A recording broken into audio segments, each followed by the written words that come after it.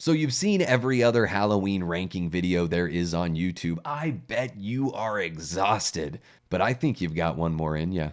Let's go.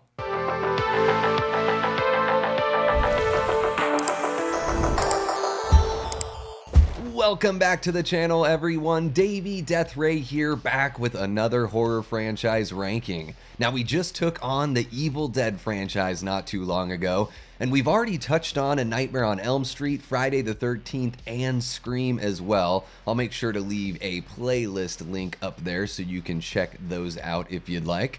But today is Halloween, and we're going to be taking a look at my favorite slasher franchise, Halloween. I know, it's kind of the basic bitch answer, let's be honest, but Michael Myers is my boy. I just love the character so much. I love the mystery around Michael. I don't care that he's silent and doesn't really have personality, because to me, it's all of the unknowns that make him so fascinating and so scary, and I'm really pumped to jump right in and let you guys know my thoughts on the franchise, so let's get into it. Real quick before we get going, please like, subscribe, share, and leave a comment. Let me know your ranking of the Halloween franchise and why. I love knowing why you guys put movies in certain spots, what works for you, what doesn't, so leave those in the comments section below. Kicking off this ranking at number 13, we've got Halloween Resurrection from 2002, directed by Rick Rosenthal.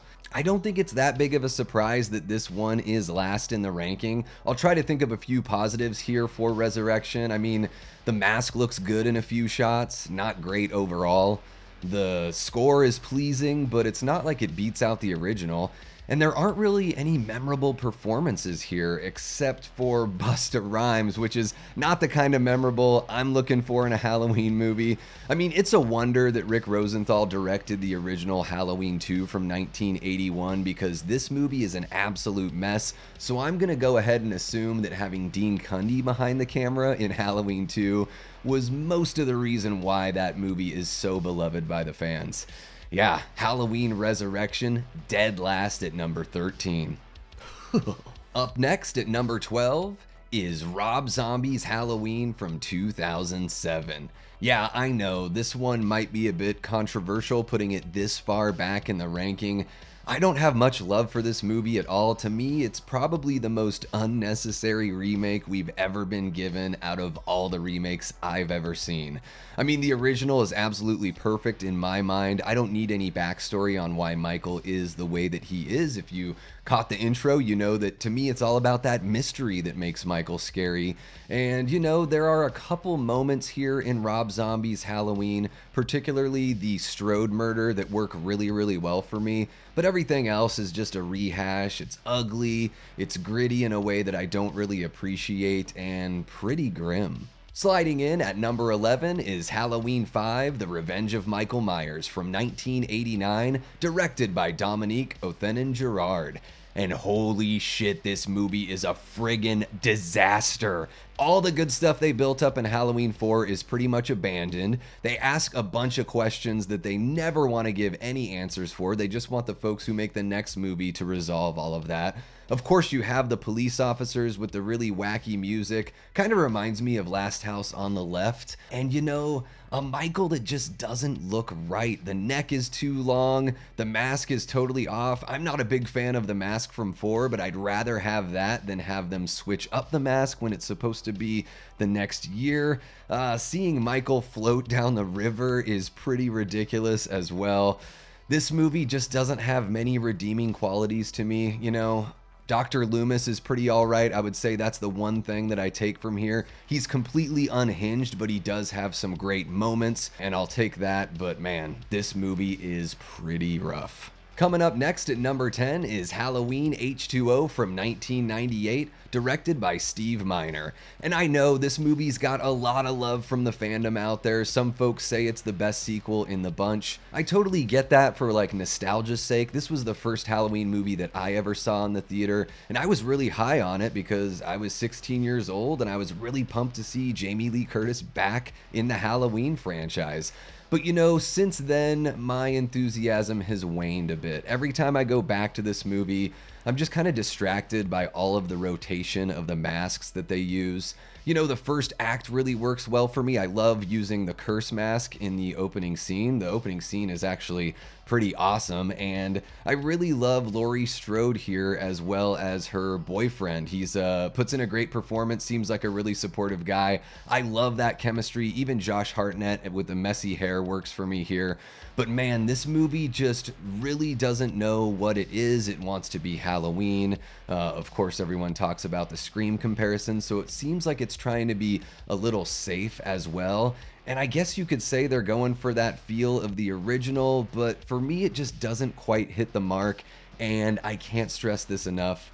I am so damn distracted by these masks, especially in the third act. It's like every time the camera cuts, you're seeing either the K&B mask or the Stan Winston mask.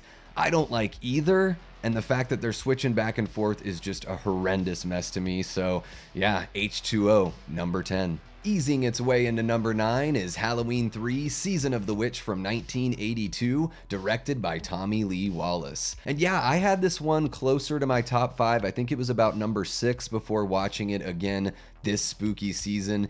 And it ended up sliding back a little bit because there are some pacing issues in the middle of the movie here. I feel like there's some padding, or it could move a little bit quicker, maybe have some more characters.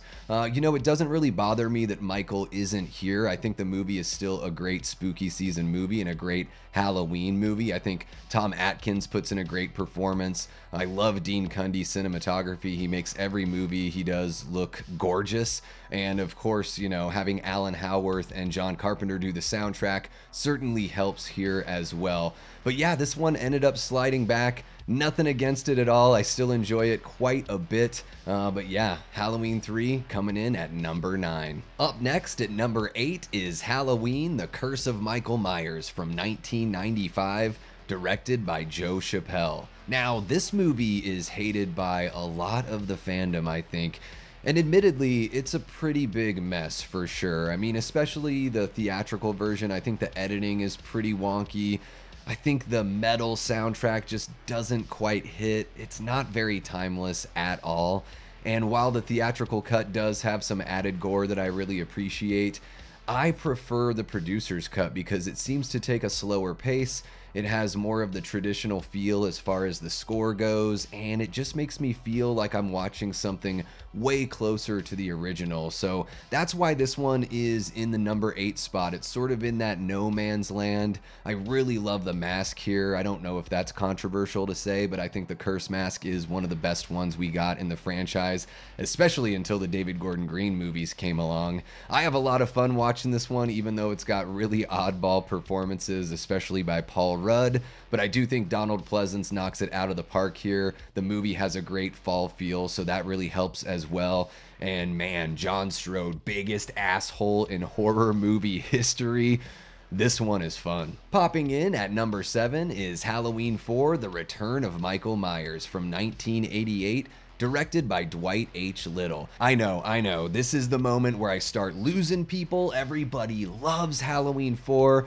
I get it. But you know what? To me, this movie just feels like a soft reboot of the original. It's got one of, if not the worst mask in the franchise. Oh, I guess not worst. I mean, I gotta give that to the CG mask from H2O. But still, this movie just feels like familiar territory. I do really like the Rachel character. I think she's great. I think Danielle Harris puts in an awesome performance as Jamie here. And I was about Jamie's age when I first saw this movie, so definitely related with that character.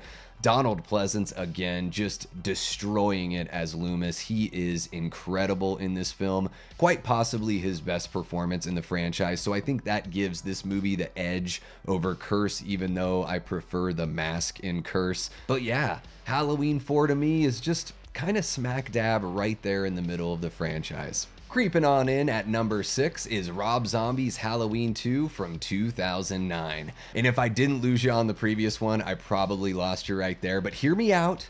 By no means do I think this movie is perfect. There are a few things that really rub me the wrong way here, but I will say this. Scout Taylor Compton puts in the best Laurie Strode performance we get in the entire franchise. Their exploration of trauma here is really fascinating, and it was long before it was the hot button issue or something that people even jumped into with horror movies at all, so I really appreciate that. This version of Laurie doesn't really know what's going on inside of her. She doesn't really know how to articulate it. She just knows that she's fallen apart at the seams, and I really enjoy seeing that because to me it seems like a realistic follow-up to everything that happened in the remake, or even everything that happened in the original film. Now, Rob doesn't have the best dialogue, that's for sure. I mean, his remake, it's pretty bad, and it's not very great here most of the time, but I do think as a director, as far as visuals go, he really upped his game on this one. I even like Hobo Myers. I don't mind. I kind of think it's cool that he puts his mask on when it's time to get to business, sort of like Clark Kent turning into Superman in the phone booth. Like, he only does it when there's a job to do. Kind of an odd comparison, but you know what I'm talking about. And you can't talk about this movie without mentioning Brad Dourif. And it's not just the aftermath of Annie's death that I'm talking about, which is heart-wrenching to say the least, but throughout this film he puts in a great performance. To me, he's the heart of this film and one of the reasons why it's sitting just outside of the top 5. And walking right through the plate glass door at number 5 is Halloween 2 from 1981, directed by Rick Rosenthal. Yeah, this one might seem kind of low to most people. I think a lot of folks consider this the best sequel in the franchise, and I totally get it. I would have said that maybe 10 years ago or so. You know, it picks up right after the original. That's awesome. Again, you've got Dean Cundey coming back, so the film looks a lot like the original as well. And of course, Alan Howarth putting in that organ on top of John Carpenter's score, which is really, really fun. But this movie has a lot of downtime and a lot of Laurie laying in a bed and being confused, which works for the plot and everything, but it seems like it just sort of drags to me in spots. You know, there are certain shots here where Michael feels just like the original Michael, and then there's also more of that robotic kind of walk that Dick Warlock does that doesn't work quite as well for me. Really, this one would be right up next to the original if it weren't for that darn David Gordon Green trilogy that we're about to get to, but I feel pretty happy with it right here at number 5. Making its way in at number 4 is Halloween Kills from 2021, directed by David Gordon Green. And yeah, similar to Rob Zombie's Halloween 2, you know, this movie has a few things that really don't work well for me, but the things that work really, really work. As far as the negatives go, you know, the dialogue's pretty repetitive. I don't think that's any secret saying that. The whole Tivoli sidetrack in the plot, it's kind of like the sort of horror and grimness that I really don't want to see in a Halloween film. I want all of that grim nature and everything like that to be centered around Michael and not so much the town of Haddonfield. But speaking of Michael, oh man, he is brutal here. He's awesome. He looks incredible. He's very curious again. He's got that kind of childlike wonderment to him and everything that he's doing, but probably the most hardcore version of Michael that we've ever seen, even including the Rob Zombie films. So I really appreciate that that works here in this setting that's supposed to fall in line with what the original was setting up, but it still feels like it works in that way. And I think that's one of the best accomplishments of this film. And man, the soundtrack here, the score, quite possibly the best in the entire franchise. So kudos to Carpenter and company for making that one work. And I'd be remiss if I didn't throw some praise to the flashback scene, because even people that don't like this movie love that scene. It really harkens back to the original film, hits the nail on the head every single time, and gives us a glimpse into more of that night. In fact, if this entire movie took place in the flashback scene, then I bet it would have quite a few more fans. Oh boy. Here's where I lose about half of the audience. At number 3, Halloween Ends from 2022, directed by David Gordon Green. And I know what you're thinking. You're like, Halloween Ends is not only the worst movie in the franchise, it's the worst movie ever. But I'll tell you what, as an avid Mystery Science Theater 3000 fan, I can say with all certainty that Halloween Ends is so far from being the worst movie of all time. I mean, even if you don't like it, I get it, but from a technical standpoint, it's very well made. So if you don't like the story, that's totally fair. But to call this movie the worst movie ever, I just don't think you have a leg to stand on. Now, what I think really shines here in Ends are the performances. Andy Matichak puts in her best performance of the entire trilogy as Allison. I find everything that her character does completely believable. The fact that she's gone through this horrific thing, Corey's gone through this horrific thing as well, and they sort of see that they're kindred spirits, like through their trauma and through their experiences. And I really dig that. And in fact, the way that Haddonfield is sort of like a toxic environment, I feel that a bit more in this movie than I did with Ends. But for some reason it works here because now it's not so much centered around that mob mentality. It's just something that seems to be seething within the population, and it infects Corey and turns him into something that he could have never foreseen. People might complain about Old Man Myers getting beaten up by a kid who couldn't even handle the band geeks. Yeah, I get you. I think that's actually kind of a valid criticism. I don't even know if we really needed Michael in this film. I was happy to see him for sure, but once Corey puts on the outfit and dons the mask and starts killing the kids at the junkyard and goes to the radio station and all that, for all intents and purposes, that's Michael to me, and I would have been totally fine with him taking the mantle from here on out and being the new boogeyman. And oh my god, the music. This score is arguably the best in the entire franchise. It's going to be fighting with Kills for that honor for all time. And the rest of the soundtrack is really damn good too. I'm not a big pop music guy, but the songs that they've picked here go really well with that romance story they're telling. And I think that's just one more piece of the puzzle that really makes this movie work for me and puts it in the top 3. And knifing its way in at number 2 is Halloween from 2018, directed by David Gordon Green. I don't think there's one movie that I've ever been more hyped for than this film. I saw it multiple times in the theater, had a blast every single time. The reason why it stays as number 2 for me, and the reason why it's so damn close to the original, is that it's the most interesting Michael has ever been to me. And man, the way Michael looks, every little motion and movement that he makes here when they follow him on the tracking shot through the neighborhood, I'm just completely fascinated. I want to know what's going on in his head, but I don't want to know what's going on in his head. You know what I mean? They finally nailed the mask after all those years. We had to wait 40 friggin' years to get a mask that looked like the original damn mask, and they killed it. I've said it before, but I'll say it again. The music here is incredible. I mean, John Carpenter coming back to the franchise just to do music is A-okay with me because he knocks it out of the park here. And you can rail on the comedy here if you'd like. I know some people like to pick that apart as far as having Danny McBride involved here. But for me, I think most of it actually works. It eases the tension and it feels natural and real. And especially if you watch this film as a true companion piece to the original, you know, not considering that there would be kills or ends, I think it wraps up the story nicely. There's plenty of connective tissue, and it's the perfect 1-2 punch for a Halloween night. While I was putting together this ranking, I was kind of going back and forth on whether or not Ends or 2018 would take the number 2 spot. But really it came down to when I'm in the mood to watch a Halloween movie and I'm not going to want to watch the original because I want to save that for actual Halloween, more often than not, I'm putting in 2018. It just makes me feel like I'm watching an extension of the original, and it feels like home. And no surprises here. Coming in at number 1 is the original Halloween from 1978, directed by John Carpenter. Yep, basic bitch all the way. What can I say?